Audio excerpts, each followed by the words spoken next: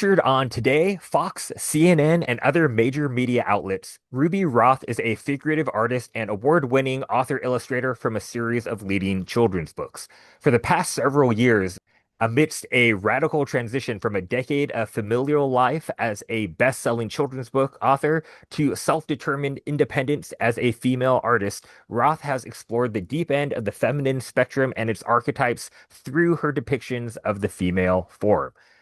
She has released an illustrated memoir about a side of her personal life she kept hiding during her time in the spotlight, titled Boss Inside, which is a revealing collection of private journal entries, artwork, and photographs that chronicles the evolution and disintegration of a 14-year relationship with her first mentor and life partner whose daughter she helped raise, along with the aftermath as Ruby reclaimed her life, her art, career, femininity, sexuality, and relationship to men and masculinity. Here's our conversation with Ruby Roth. Welcome, everyone, to another episode of Origins. Today, we are very lucky to have a very special guest on here, Ruby Roth. Welcome to the show. Thank you so much for having me. I've been excited for a month. Awesome. Thank you so much. I'm glad you're excited. We're very excited, and we'd like to start the show like we start every show. And I will ask you to tell us about your origin story. Tell us about your creative journey. All right. Well, it goes all the way back to childhood. It was known in the family as an artist, so it seemed like that was just bound to happen professionally.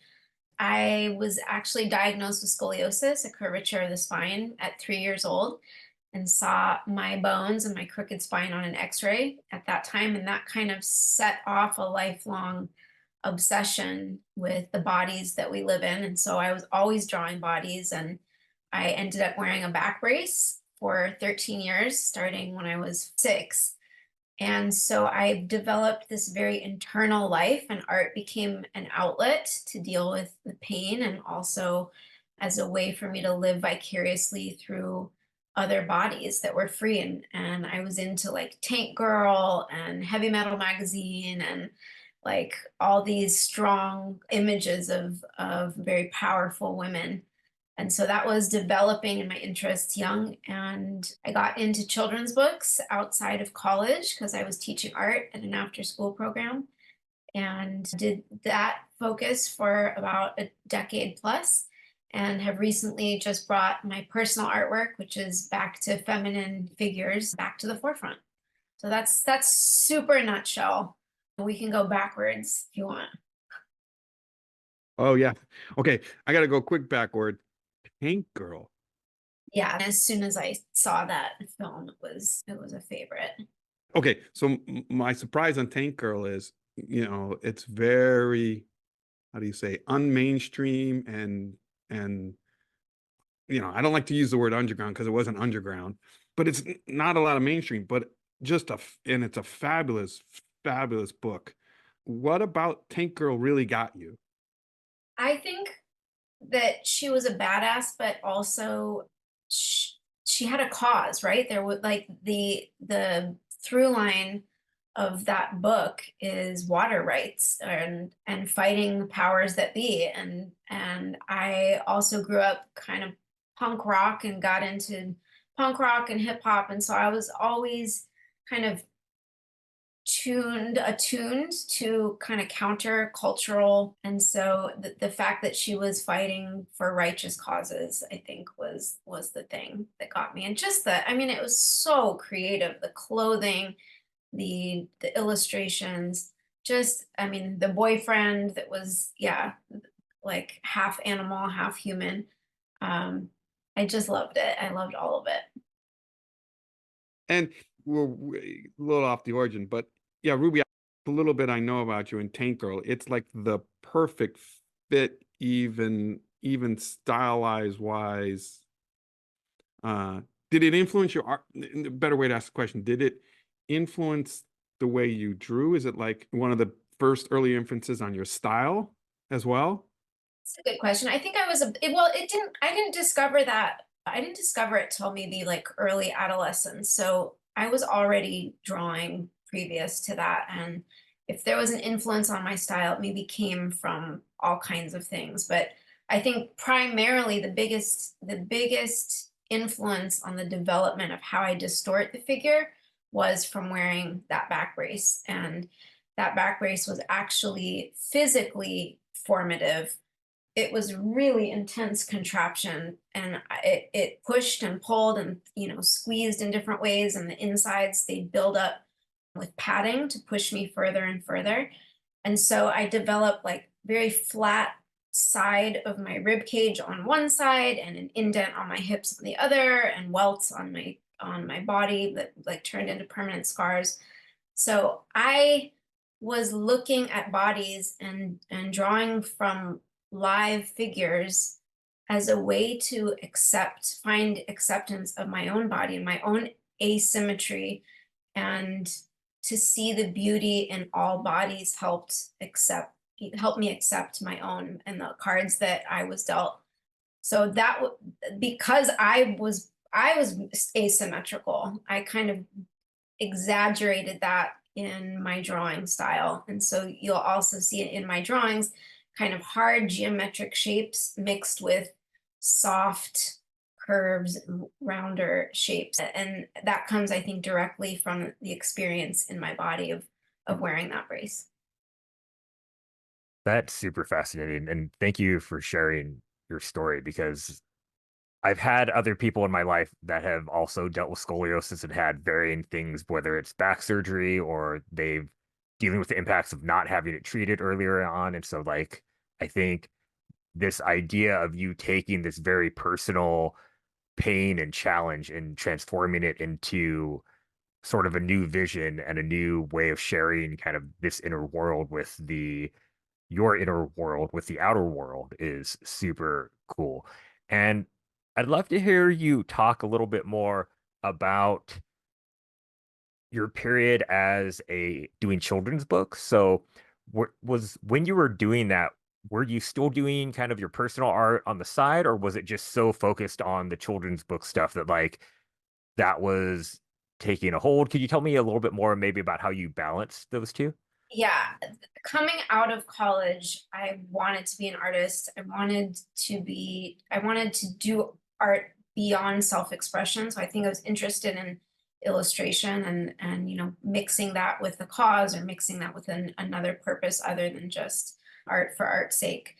But my first job out of college was teaching art at an after-school program, and the kids noticed that I wasn't eating what they were eating at recess, which was like string cheese and milk. And they started asking questions. I had gone vegan a handful of years previous to that. And I thought, okay, I'll go find a book.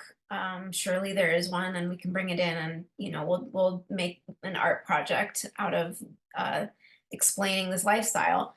And when I went to go look for a book, I couldn't find one. I think there was one. It was a talking tomato, and these kids were like street smart, like beyond their years, and it's just was not the kind of book that I was gonna read to them. It's not even how I spoke to them. So I had majored in art and American studies, which is kind of a political and social look at the underbelly of American history.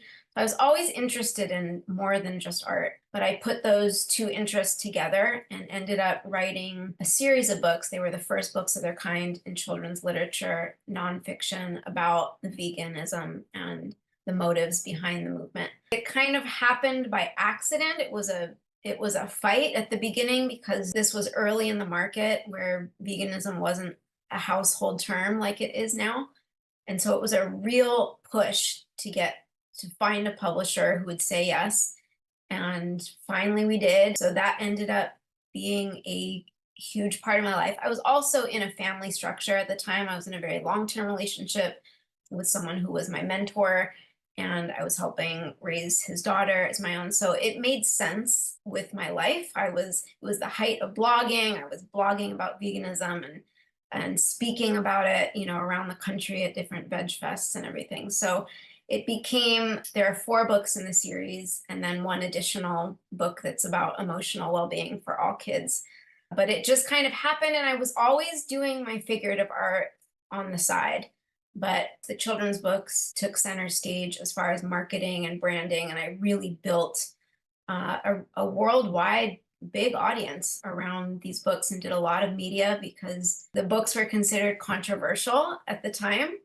I don't think they would be today, but my second book hit major media, and I did the Today Show on Fox and CNN arguing about the validity of veganism. It wasn't even like I never spoke about my art or my life as an artist. It was just straight up like I became a spokesperson for the movement.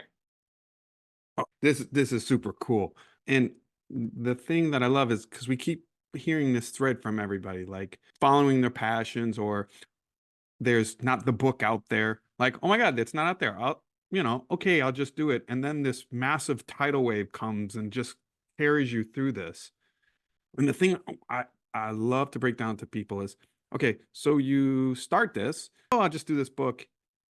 Can you talk through when you're starting this out before, Fox News and CNN start calling you, what were some of the hurdles and challenges you had getting it started and things you didn't even think of, like, oh, I'm just going to make a book. Oh my God, this is not what I thought it was.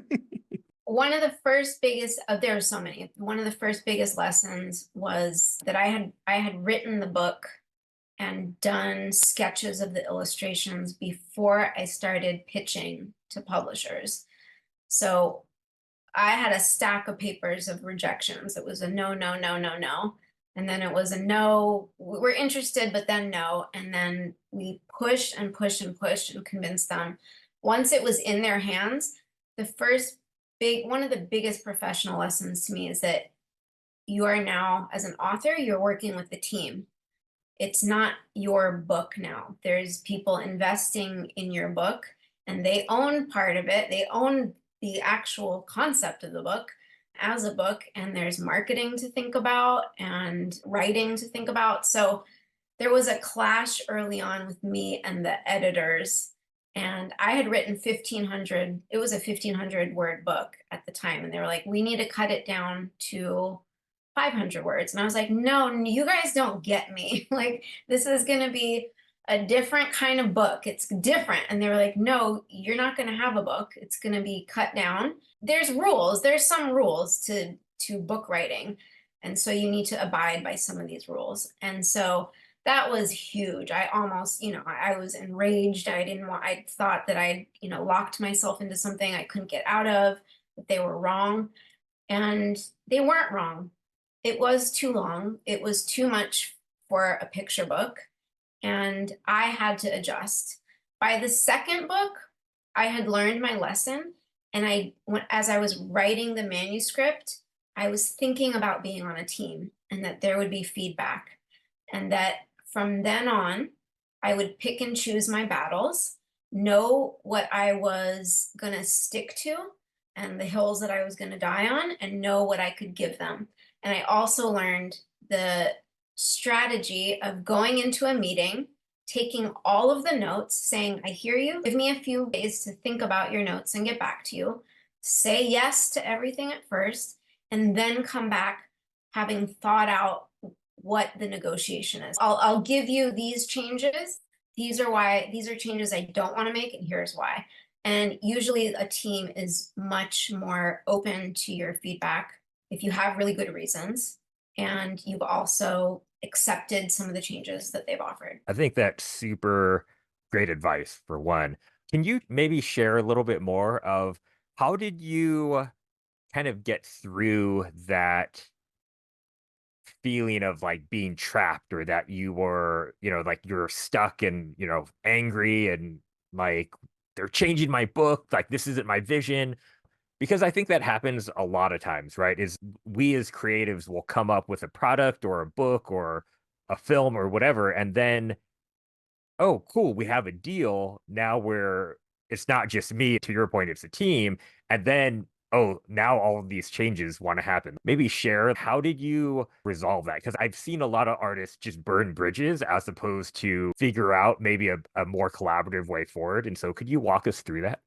Yeah, I think it's a mark of professionalism and leveling up when you decide that the team you're working on they're not your enemy. They want a good product, and I went to them in the first place because I liked the books that they put out. And so I had to remember that the books that they put out also went through this process. And it was just a moment of realizing these are also professionals. Where are they right? And it was a moment of just self-realization to go, okay, the book will do better if I cut out all the fat and really be able to like synthesize the message down to the easiest, simplest way of putting it.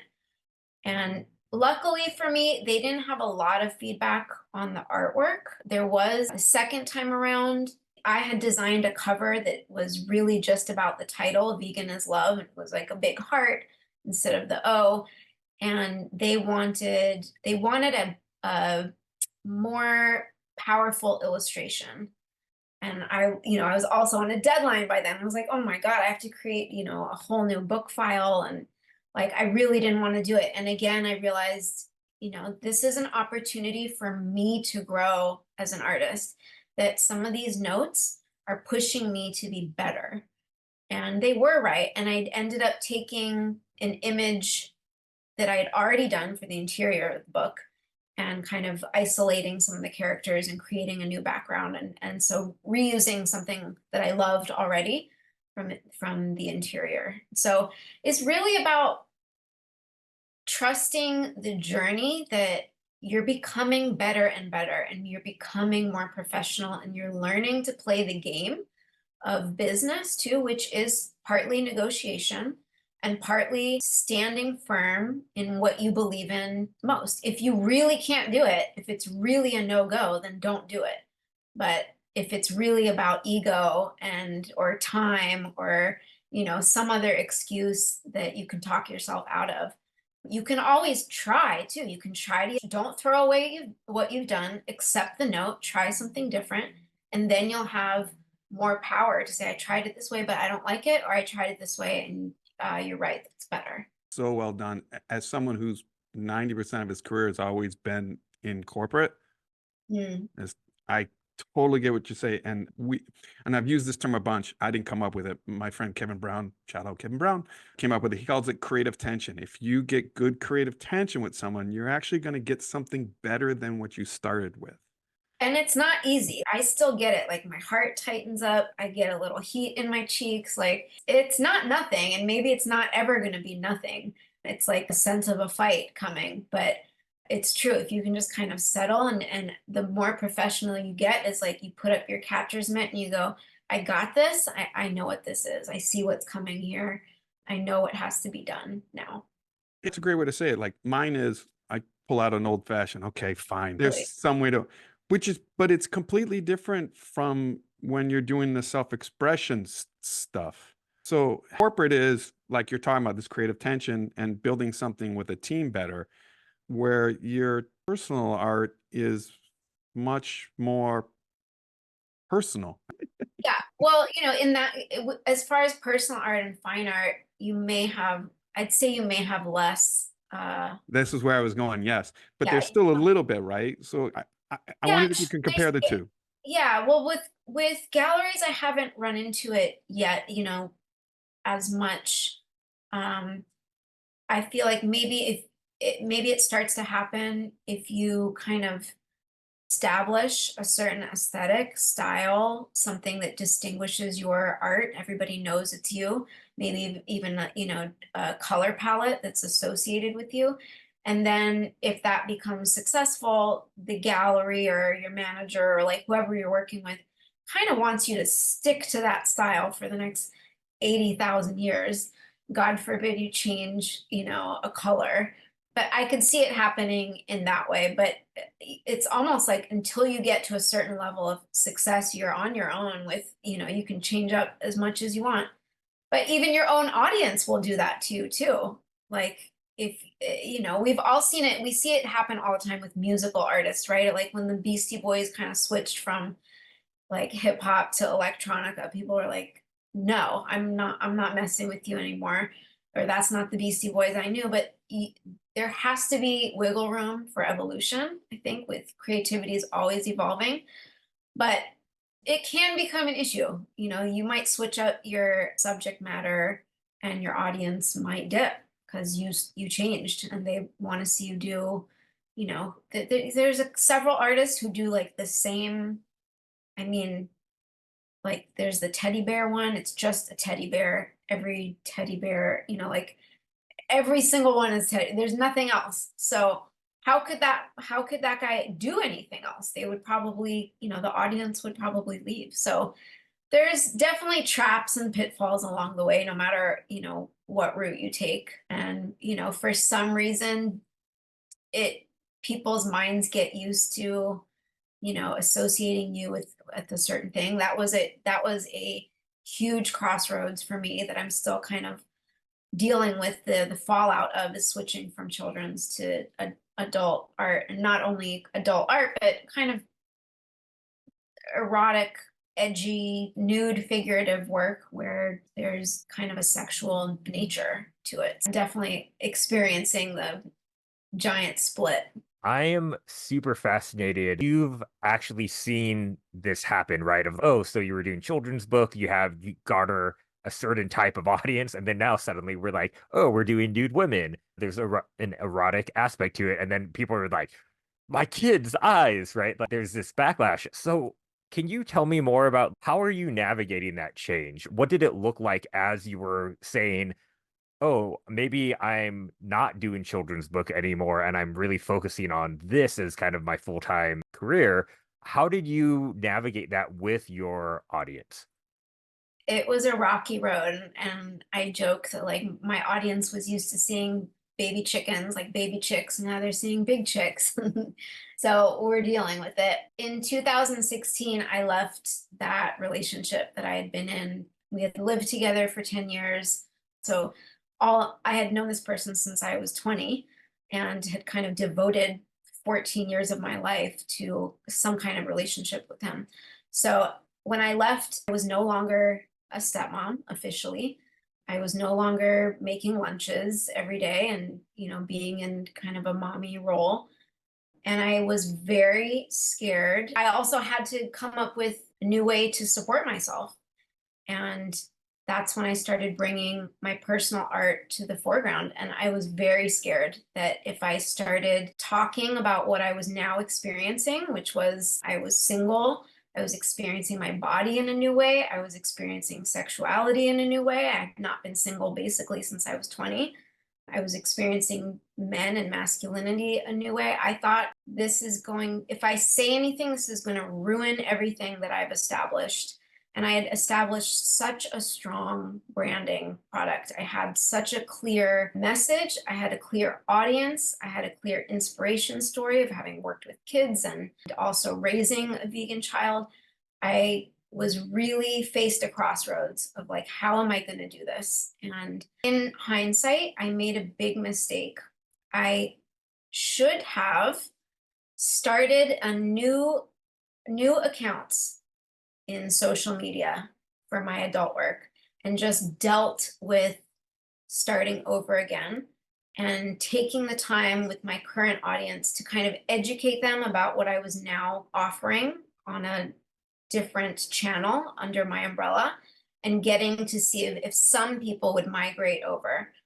So what ended up happening was I started a new account for my children's stuff and told people. So I did it the opposite way. It was so painful to start from scratch. I couldn't do it. And I thought some of this giant audience will come along with me. At the time, it was the Facebook's heyday. I was reaching 250,000 people a week organically with my posts.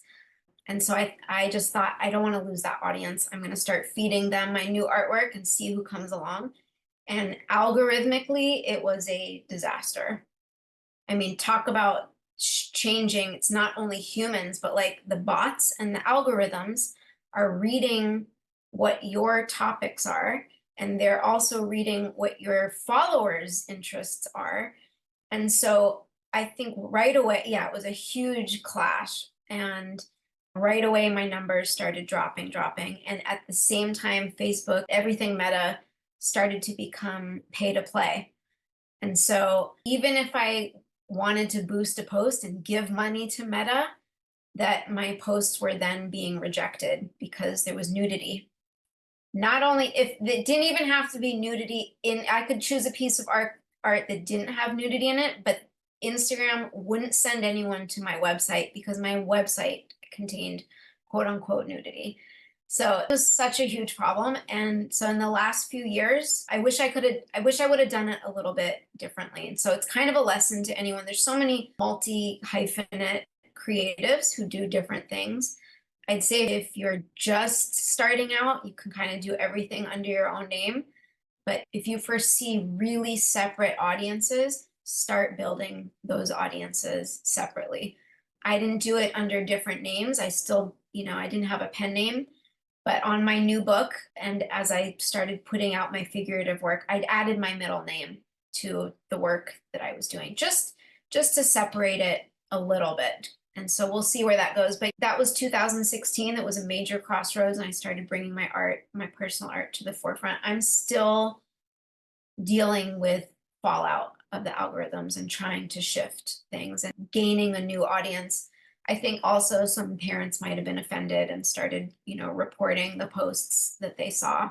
And so I've been dealing with censorship too on that level. So things to know as you go along, but there's always going to be something to deal with. But yeah, I'm still in that crossroads finding a new audience. Absolutely, completely fascinating. And especially on the crossroads, I'm a big art history nut buff guy. And you can see that with a lot of artists, like when they switch and nobody wants to come with them. It's fascinating. And you doing it in a digital age, Ruby, is just like Shel Silverstein, wrote some of everybody's favorite books. He also wrote plays and had a songwriter too. He was one of the most prolific writers for Playboy magazine. Like, he's fascinating. He's one of my favorites too. I say that maybe, it's because he didn't have to have a website and a web presence. And we're all dealing with this in a completely new age, the digital age. These are problems of the digital age. Or Tommy Ungerer, who wrote children's books, award-winning children's books. There's a great documentary on Canopy, Too Far, I think it's called Too Far Is Not Far Enough, or Too Far Out Is Not Far Enough, something like that. But it's about his history doing children's books, and Maurice Sendak is in it, speaking so highly of Tommy. And then Tommy started to do anti-war posters and erotica. And this was still pre-digital age, but when the media started, it took a while, but when they started noticing, they blacklisted him. America banned his books. They were burning his books, and he was basically pushed out of this country, and he left the country and wasn't heard from for a long time. So it also brings up such a issue that has come up throughout womanhood, is like this separation of mothers and sexuality, and this Madonna horror complex that we have in society, where once you're considered pure, you can be ruined. It's like wearing a scarlet letter. We've seen it throughout history in a million different ways, or you're burned at the stake. There's really high risks for women to show their true selves. It hasn't always been safe throughout history to do that. And so even though I have always felt free to express myself, even if it was scary or I thought I was gonna, lose an audience or something, I realized like you're kind of punished one way or another. And I experienced that digitally, being punished for stepping outside the bounds of being, a children's book author, and what a children's book author should look like and sound like. And that's been really interesting, just on the womanhood front. Thank you for sharing that, Ruby, because I think especially a lot of men don't really understand a lot of those dynamics around the completely impossible double standards that are placed specifically on women. I think men deal with it too in some ways, but it's so much more blatant and obvious when we look at kind of how patriarchy influences our society. And so I would love to hear more about that choice, because you had all of this apprehension. You were still in some ways, quote unquote, paying the price of challenging this dominant narrative around what, a female children's book author should be, what a mother could be.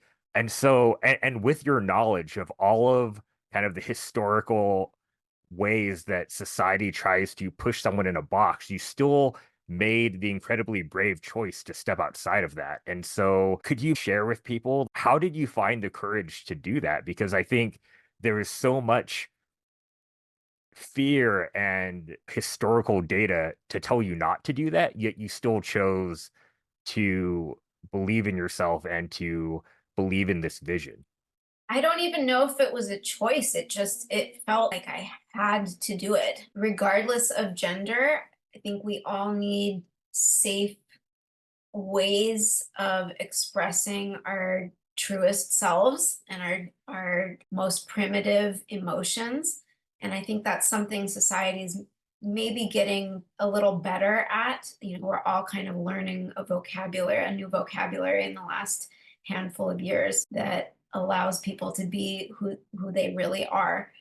It's true throughout time that when women are suppressed, it creates rage and we wither. And I think that's throughout literature and art and political history, that can be seen as true. In 2016, as I was bringing my art forward, I was reckoning with leaving a relationship that had become suppressive to me creatively and emotionally.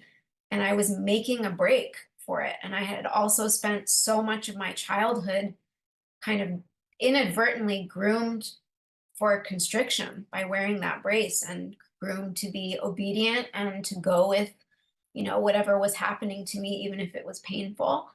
And so it was another huge crossroads for me to say, I'm moving forward no matter what. And I'm breaking out of the whatever mental, physical, emotional imprisonment that I've held myself in. And there was always something in me. There was a tank girl, inside me from a young age. These influences are enormous, not just, on our creativity, the artists that we grow up around. It's like they make us who we are.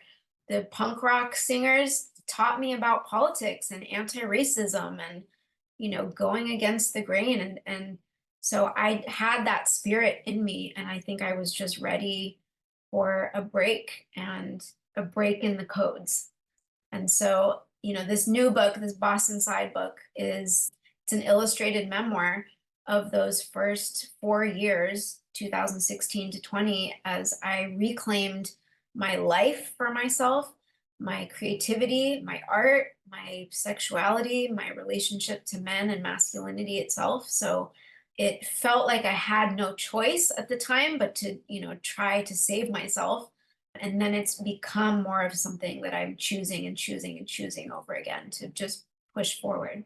You remind me of, you got to know who Bunny Yeager is, right? Yes, I do. Okay. So, quick for the audience, like Bunny Yeager, she started out as a model in the 50s. Then she started making the bikinis, like she made the bikinis, and she became the most prolific to this day on pinup art. She was the photographer, and it was literally because she hated how men were fucking it up. Like, and it's the best way to describe. So she like just took charge of it all. And, Playboy and Vargas, you can look at everybody. They steal from Bunny. Bunny was it, right? Yeah. And very strong feminist movement with her. She's, the power of the woman. And she got a lot of her stuff. Of course, people go, oh, but she was sexualizing women. She was degrading women. I really want to get in your book, but I also want to get into the only way I can think in my New York way to say is, how do you have the balls to stand up like a Bunny Yeager and say, no, screw you. This is my life. This is who I am, because utilizing that book to do it. I think it goes back to wanting to be an artist and make art beyond self-expression, I'm a very sensitive being. Like, you can't hurt my feelings, but my senses are so sensitive. I feel like I, absorb some of the terror of this scary world that we live in, and have always wanted to do my part to make it a better place. And that question about, whether Bunny was continuing, patriarchal male gaze at women, or she was actually reclaiming, sexuality. You could argue both things, but I think feminism comes down to women being free to do what they want to do, what they need to do. And so it doesn't matter necessarily what the end product is. It's about women being safe to express themselves. And I don't even always identify with the feminist movement because I love the masculine so much and I gain so much from masculine energy. I appreciate the masculine in me. We all have, a range. When we're sitting out enjoying nature, regardless of your gender, you might say that, you're kind of in the feminine, you're absorbing the feminine of nature, you're absorbing that energy. So I've been told that my art is, reclaiming sexuality for women. And I've been told that I'm also just perpetuating what men have always done to women, is kind of the objectification of women. So I can't speak to anybody's opinion. It's like you can report me, or you can flag my posts, or you can applaud my posts. It doesn't matter. The post is the post. And then the post is the post because I'm following my gut instincts, and I've spent a lot of time sharpening my instincts. Being in that brace, I think for 13 years, 20 plus hours a day, I had no choice but to be internal and to think things through, because I wasn't using my body in the same way that other people were in sports, or even as a young girl, other girls were kind of expressing themselves and their sexuality through the clothes they wear, or their personality through the clothes they wear. I was dressing like a tomboy because I was hiding this thing underneath me. So I came to understand whatever my powers were, my sexuality, my creativity, it was from the inside out. It wasn't from expressing myself through clothing or the car that I drove or music that I listened to. It was internal. And I really appreciate the clarity that you have around yourself and the messages that you care about and what you're looking to express. And so, could you tell us a little bit more and tell the listeners a little bit more about your book and, just beyond it being an illustrated memoir, could you share more with like who should pick it up and what are you trying to say with it? Yeah, I'll show you guys. This is as you push forward into video.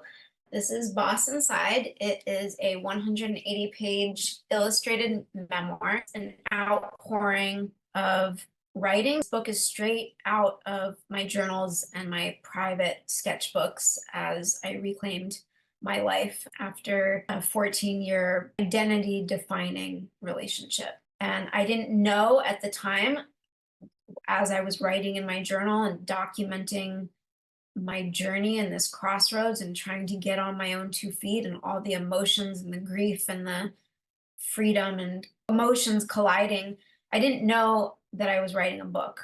This was just my journals, and this was just the art that was pouring out of me, reflecting my new experiences and my new station in life. Some years later, this is, 7, almost 8 years later, I realized that I had written so much that I could really define the arc and define stepping into a new chapter. So I started laying it out and picking select journal entries and going through my sketchbooks and scanning and really lining up. I didn't want to rewrite history. I did no new writing except for the introduction. I for better or worse, for pride or embarrassment, I wanted to keep the writing as it was in my journal. So it was really just synthesizing art that was done at the time and that related to the writing. I was pretty good at dating everything, so I knew about what I wasn't thinking when I was sketching and drawing at the time. Oh, this matches what I wrote about today or yesterday, but I had enough artwork that it could be put together. So it's been a great relief for me to release this book. It was also one last test before I put it out. When you write a memoir, you're writing about people. And I fictionalized everybody's names, but I had a little bit of a scare legally of someone saying anybody can sue. Someone said to me, anybody can sue anybody for anything at any time. So I had to reckon with the potential repercussions of telling your story, even though I didn't think there was anything in the book, that was going to get anybody else in trouble or get anybody, angry or ruin anybody's life by any means. This was just me telling a story of my experience. But it was that one last test, literally right before I pressed send to the printer, where I had to really question myself and say, are you doing this? And you really stand by your work? And how important is this book to me? And I went through this arc of like fear and doubt and then anger and then like, fuck you, get out of my way. And ended up moving forward. So it was, it's a constant professionally. I think you're always going to be tested and you're always going to be evolving. And so this was just, I'm happy about the tests and the challenges that this book has offered. And it feels like a weight off my shoulders to really commit to this next chapter and this next audience, and also to let go in some way of everything I had established about myself and my business before.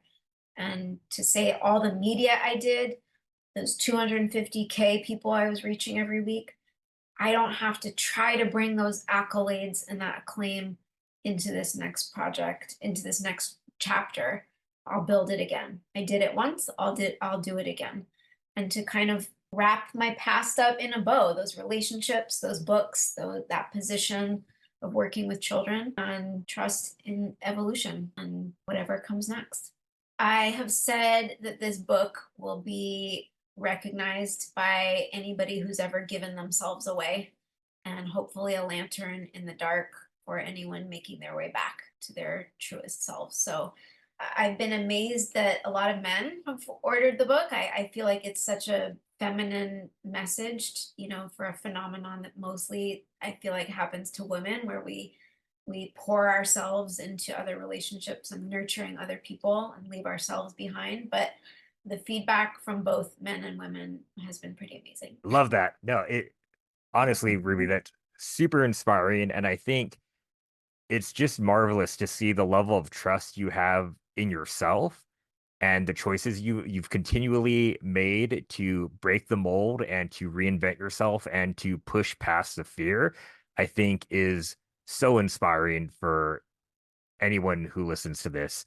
I don't want to paint an incorrect picture too. It's like there was plenty of crying sitting on the floor and going like, oh my God, there was a couple years, especially of like just financially, I don't know how long this is going to take. It might take a handful of years to reestablish myself. And I worked at those books and gaining an audience for a solid decade plus. So I don't want it to sound easy to anybody, or that I didn't also take other jobs. I've had graphic design jobs and editorial illustration and done book design and layout for other folks, and have found other ways of making money and subsidizing this new chapter. But I think one of the things that stops people too is people are like, I don't have time to have a regular job and do my art. You really do. Like you do. You come home and you push and you create a beautiful little comfortable space for yourself to work in, and you take care of what you got to take care of, and then you work at night. You work late hours, even a couple hours a day devoted to, whatever your passion is. Like it will do something eventually.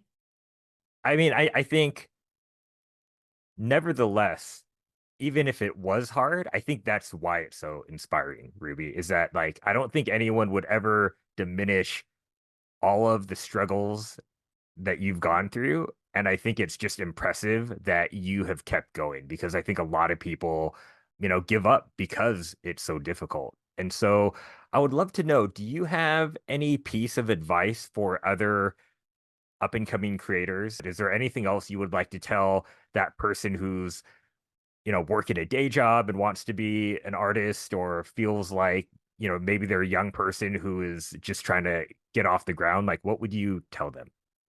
This is a lesson that I am still working to embody, but at some point, and it came from an auntie of mine, and it was during kind of this big pause as I was pushing forward. And she said to me, "You're so obsessed with the production side of being an artist." She said, "You need to realize you're an artist, even if you never produce anything again or you never sell anything again. Your artistry comes from how you wake up in the morning, how you make your bed, how the ritual of a tea that you make, or the way you tend to a garden, the way you listen to your friends, the way you show up for your family or your community, the way you raise a kid. That's all creativity, and that is all your artistry. And selling a piece of art is just one small channel of your manifestations as an artist. It makes me emotional even just thinking about it, because I know everybody in this industry puts a tremendous amount of pressure on themselves to sell and how to figure out to sell and sell. But I've also learned I'm also the type of person who doesn't need much. I don't need, like, I don't have high overhead. I'm not doing this so that I can go get a Ferrari. I really don't give a shit about material stuff. So I can also, there's been times where I live really, really thin and really small. That lesson is so important. And it also just puts everything into perspective. Selling a piece of art is not a life or death matter. The way you show up in the world is a life or death matter. The way how you feel inside is a life or death matter. So I'm still embodying me. I'm 41 now. I feel like the 40s are kind of devoted to embodying that wisdom and just being comfortable with knowing who you are as an artist, without sales, without production. Ruby, that was just gorgeous. And can you give your auntie a hug from me? Because that is just amazing. Yeah, that's gold. That's some gold. Oh my God, yeah. Okay. I hate to shift, but I need to get this out of you. When your whole profession's been storytelling, that's what happens. Okay. So for the audience, you were across the way from Rick and I at DesignerCon. You had a booth. And every year I do DesignerCon, this girl shows up. I can't remember her name, not important right now, who's an art student who follows me, and I keep giving advice for it. And so she shows up in my booth and she's like, "Chris, look at what I've been drawing." Like, I don't know why she won't send this to me on Instagram. Anyways, and I'm like, "Great, but what you need to do is better layout design." And I'm like, "Let's go look at Ruby's stuff." And you weren't there. I was like, "Oh, damn it, Ruby's not there." God forbid I have a bathroom break, Chris. Yeah, Like, exactly. that is my How love. dare you? But Rick and I were talking the whole time, and Rick was with me with this girl, and we are like, Ruby's got great graphic design skills. She's got great eyes. She's got great layout, and that doesn't just happen. Now here comes the question: in order to get there, you have to be influenced. You have to look at things, and they might not even be in painting, right? What are your influences? Who have you stolen from? And I call it stealing because that's what Frank Miller called it to me. So who have you stolen from? Who's your influences? Who's drove Ruby to be Ruby? The heavy metal magazine artist, Frank Frazetta.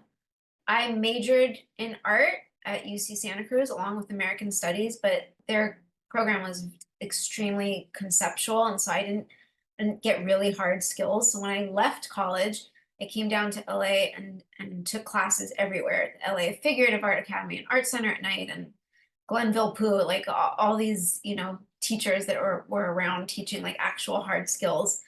And so they were influences. So I was introduced to Egon Schiele at the time, and he became one of, my absolute favorites. So Leyendecker, oh my God, he's like one of my absolute most favorite artists ever. I think he was just a genius. And I call him six stroke Leyendecker, because I think this is something a lot of people don't understand. It's almost the more rendering, like, to me, the less you understand form, is in you're just copying photographs potentially.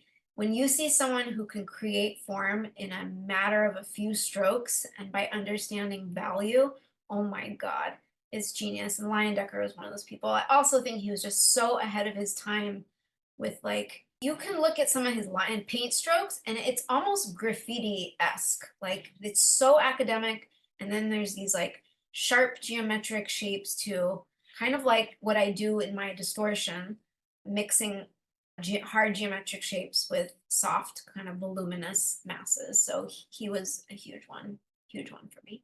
And I'm with you on that because I think the guy who animated Batman the Animated Series, he stole from Decker. You look, everyone goes, "Oh, he's got this soft and hard." I'm like, "Yeah, that's Decker." Like, and it's a one line. Yeah, that's Decker. And he was Rockwell's, greatest teacher, like one of his greatest influences. Ruby, this has been completely phenomenal. Where can people find you, buy your book? Where can they check out your art?